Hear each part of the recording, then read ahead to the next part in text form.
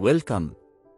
আজ আমরা সরকারি চাকরি আইন ২০১৮ এর দ্বাদশ অধ্যায় নিয়ে আলোচনা করব, যেখানে সরকারি কর্মচারীর অবসর, ইস্তফা এবং কর্তৃপক্ষের করণীয় বিষয়ক বিধান দেওয়া আছে।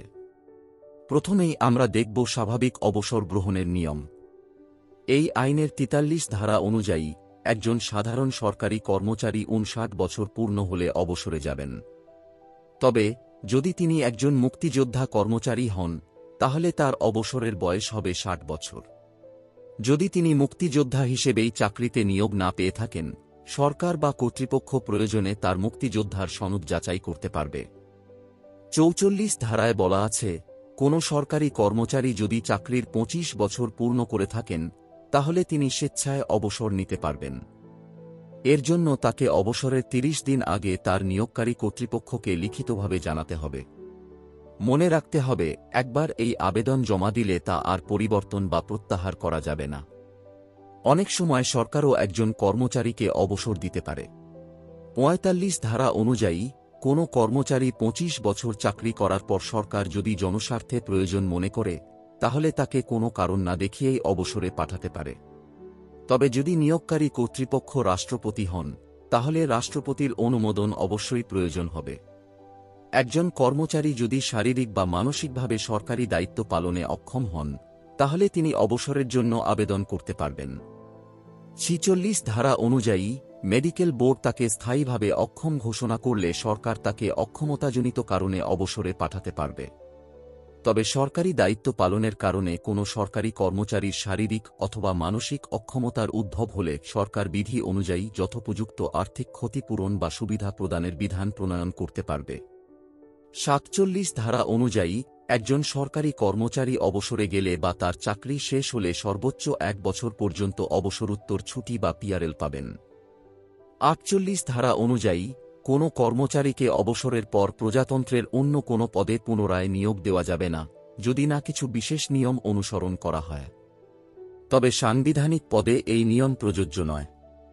৪৯ ধারায় বলা আছে, রাষ্ট্রপতি চাইলে জনস্বার্থে একজন অবসরপ্রাপ্ত কর্মচারীকে চুক্তিভিত্তিক নিয়োগ দিতে পারেন।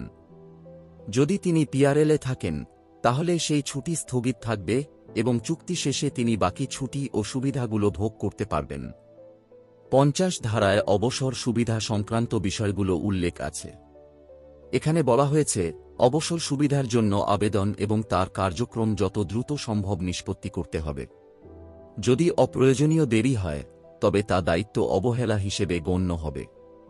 অন্যদিকে ৫১ ধারায় কিছু বিধিনিষেধ আছে। যদি কোনো কর্মচারীর বিরুদ্ধে আর্থিক বা বিভাগীয় তদন্ত চলমান থাকে, তাহলে সেই তদন্ত শেষ না হওয়া পর্যন্ত তিনি তার অবসর সুবিধা পাবেন না। যদি তাকে চাকরি থেকে বরখাস্ত বা অপসারণ করা হয়, তাহলে তিনি কেবল ভবিষ্যৎ তহবিলে জমা করা অর্থ ও তার সুদ পাবেন।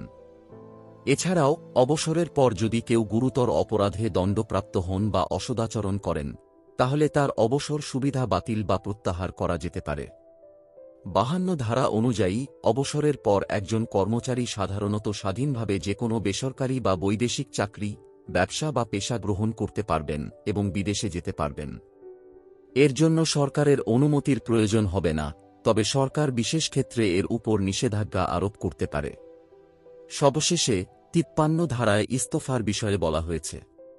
একজন সরকারি কর্মচারী চাকরির যে কোনো সময় স্বেচ্ছায় ইস্তফা দেওয়ার আবেদন করতে পারেন, যা নিয়োগকারী কর্তৃপক্ষ নির্ধারিত শর্ত অনুযায়ী নিষ্পত্তি করবে। এই ছিল সরকারি চাকরি আইনের দ্বাদশ অধ্যায়ের মূল বিষয়গুলো। আশা করি এই আলোচনা আপনাদের জন্য সহায়ক হবে। আমাদের সাথে থাকার জন্য আপনাকে ধন্যবাদ। পরবর্তী সেশনে আবার দেখা হবে।